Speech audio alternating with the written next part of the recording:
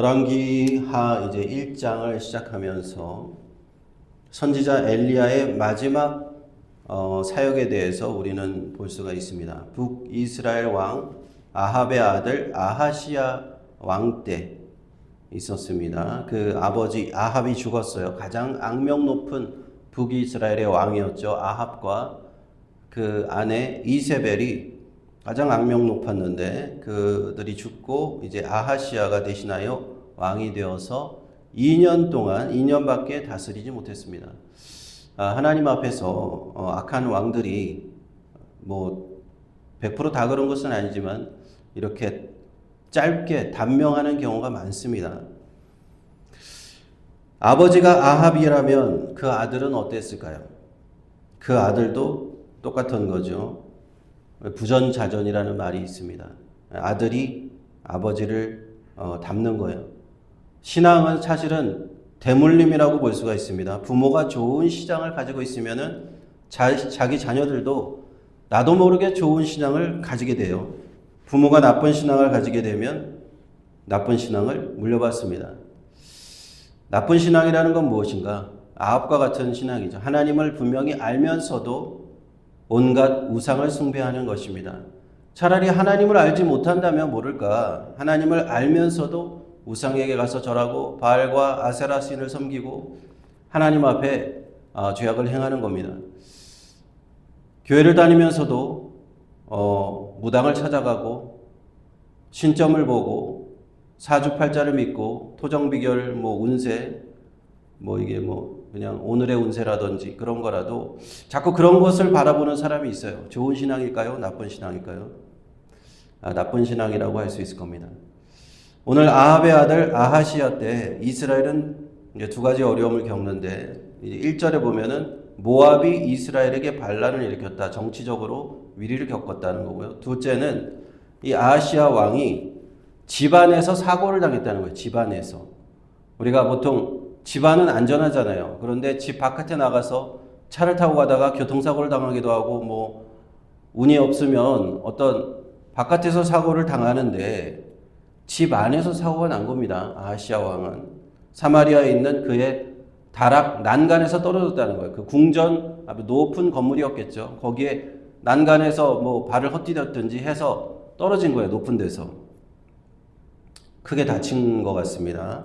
다리를 다쳤건 허리를 다쳤건 요즘 같으면은 빨리 병원 가서 정형외과 가서 치료를 받으면 되지만 당신은 그렇지 않잖아요.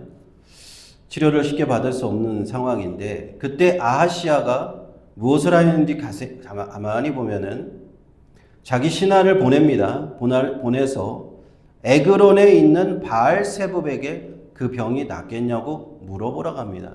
에그론은 블레셋 지역에 있는 그 지역 명칭인데 거기에 있는 이방 신에게 가서 자기 병이 나을 수 있느냐 없느냐 그 신이 병든 자를 잘 낫게 한다고 내가 소문을 들었으니 물어보라는 겁니다. 그래서 하나님의 말씀이 선지자 엘리야에게 임하는 거예요. 그리고 그 가고 있는 그 신하들에게 그 신하들을 가로막고 전하라는 거예요. 뭐라고 전하라고 했습니까? 이스라엘에 하나님이 없냐? 이스라엘에 하나님이 없어서 너희가 에그론에 있는 신 바알세붑에게 물으러 가느냐라고 물어보는 거예요. 이 말씀은요, 하나님이 지금 우리에게 하시는 말씀하고 동일합니다. 우리가 일상생활 살아갈 때 여러 가지 어려움을 겪잖아요. 사람들은 어려움을 겪을 때 믿음이 없는 사람들은 무당에 가고 점을 보러 가고 제가 이 취직을 할 수 있겠습니까? 없겠습니까? 결혼을 할 수 있겠습니까? 없겠습니까? 막 그런 걸 물어보러 다닙니다. 그런데 하나님을 믿는 사람이 예수님을 믿는 사람이 똑같이 해서 되겠냐는 겁니다. 하나님께서 우리에게 이렇게 말씀하시지 않겠어요? 너희가 하나님이 없어서 귀신에게 점을 보러 가느냐? 무당에게 너의 미래를 물으러 가느냐?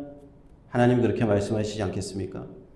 그런 행위는 하나님 앞에서 죄악된 행위라는 것을 분명히 알아야 됩니다. 율법에 말씀하시기를 신접한 자와 박수, 무당은 죽이라고 하나님 말씀하셨습니다. 꼭 기억을 해야 됩니다. 우리 하나님께서만이 우리의 인생을 주관하시는데 왜 다른 신에게 가느냐는 겁니다. 왜 다른 무당에게 가는 거냐는 겁니다. 왜 점을 보러 가냐는 겁니다. 하나님이 나의 생사화복을 주관하시는데 하나님이 내가 살고 내가 죽고 나에게 화가 임하고 내가 복을 얻고 하나님이 다 그렇게 하시는 건데 그것을 안다면 이방신에게 갈 수가 없는 것이죠. 귀신에게 갈 수 없는 겁니다. 무당에게 물어보러 갈 수가 없는 겁니다. 그래서요, 교회를 다니면서도 내가 기독교인이라 하면서 크리스찬이라 하면서 무당에게 점 보러 가는 사람은 한마디로 신앙이 없는 거예요. 신앙이 없는. 하나님이 나의 생사화복을 주관하고 나의 미래도 다 하나님이 주관하신다는 걸 전혀 알지 못하는 사람이 그렇게 하는 거예요. 그래서 오늘 8절에 뭐라고 말씀합니까? 선지자 엘리야에게 전한 말씀은 그러므로 내가 올라간 침상에서 내려오지 못할지라 내가 반드시 죽으리라. 이게 선지자 입에서 나온 말이에요. 선지자 입을 통해서 하나님이 하시는 말씀이라는 거예요. 하나님이 그의 생명을 멸하기로 작정하시면 그는 멸해지는 겁니다. 이방신에게 물어갈 필요는 없어요. 하나님께서 살려주시면 사는 것이고 하나님이 끝이다 하면은 끝인 겁니다. 아무리 이스라엘의 왕이라 할지라도 그럴 수 있는 거예요. 그가 누구냐? 그는 그 신하들이 전해준 말을 듣고 물어봅니다. 그가 누구냐? 한번 묘사해봐라. 그는 털이 많은 사람인데 허리에 가죽띠를 띄었더이다. 디셉 사람 엘리야 하나님의 선지자구나. 어리석은 왕은 그때야 깨닫습니다. 그리고 거기서 회개하고 내가 엘리야를 불러서 하나님의 말씀을 좀 더 깊이 들어봐야지. 제가 어떻게 하면 살겠습니까? 이것을 물어보았으면 좋았을 텐데 아하시야는 그 다음 행동을 더 어리석은 행동을 합니다. 회개하고 하나님 앞에 자복하고 하나님 저를 살려주세요. 하나님 앞에 기도합니다. 간구하면서 나아갔으면 혹시라도 하나님이 긍휼을 베푸셔서 히스기야 왕처럼 15년 더 연장시켜 주실 수도 있었을 텐데 그는 엘리야를 죽이려고 합니다. 그래서 엘리야를 잡으려고 하는 거예요. 군대를 보냅니다. 50부장과 50명의 군대를 보내서 그를 잡아라.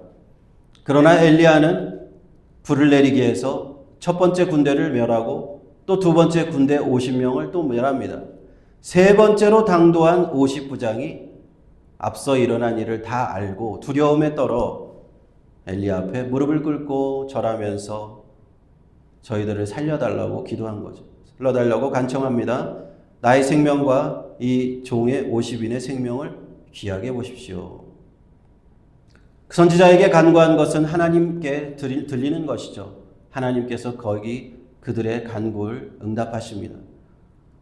이 사람들을 멸하지 말고 이제는 이 사람들이 가라는 대로 같이 가줘라. 그래서 그 사람들을 따라서 왕에게 갑니다. 아하시야 왕에게 가서 거기서 똑같이 또 하나님의 말씀을 똑같이 전합니다. 16절이죠. 여호와의 말씀이 내가 사자를 보내 에그론의 신 바알세붑에게 물으려고 하니 이스라엘에 그의 말을 물을 만한 하나님이 안 계시냐? 그러므로 내가 올라간 침상에서 내려오지 못하고 반드시 죽으리라. 그 말씀 그대로 아하시야 왕은 죽었어요. 왕이 된 지 2년 만에 아들도 없이 죽었습니다. 그래서 아들이 없었기 때문에 자기 동생인 여호람이 왕이 됩니다. 자기 동생. 하나님의 선지자의 말씀은요, 그 말씀이 성취되는 거예요. 아하시야 왕에게 한 이 말씀, 그 말씀 그대로 이루어지는 겁니다. 무슨 말씀이냐면 참 선지자의 말씀은 그 말이 땅에 떨어지지 않는다는 겁니다. 우리 사무엘서에 사무엘 선지자를 향해서 기록했을 때 사무엘의 말이 땅에 떨어지지 않았다 그랬습니다. 사무엘의 입에서 나오는 말은 무조건 그대로 이루어졌다는 겁니다. 하나님의 참 선지자와 거짓 선지자의 구별법이 이겁니다. 참 선지자는 하나님의 입을 통해서 그를 통해서 하나님이 말씀하신 그 말씀이 반드시 이루어집니다. 그대로 이루어집니다. 엘리야가 아하시야 왕 너는 반드시 죽으리라. 그가 죽게 되는 겁니다. 이루어지는 겁니다. 사무엘이 하는 말씀이 그대로 이루어지는 겁니다. 근데 거짓 선지자의 특징은 뭐냐? 말씀이 이루어지지 않는 거예요. 이렇게 아주 막 듣기 좋은 말을 하고 사람들을 혹하게 말하고 달변 가고 그런 거짓 선지자를 할지라도 시간이 지나서 그 말대로 이루어지지 않아요. 그럼 우리는 알 수 있습니다. 이 거짓 선지자구나 라는 것을 알 수가 있는 겁니다. 오늘 말씀에서 선지자 엘리야는 그의 공식적인 마지막 활동을 하였고요. 마지막 메시지를 전합니다. 하나님의 말씀 그대로 행합니다. 하나님이 가라 하시면은 가서 왕에게 말씀을 전하라 하면 전했고 그 말씀 그대로 이루어집니다.